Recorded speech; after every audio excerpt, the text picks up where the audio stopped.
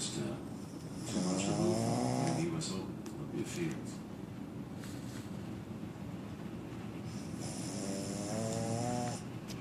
There he is with a one. One person to read one puck signal after collecting microphone.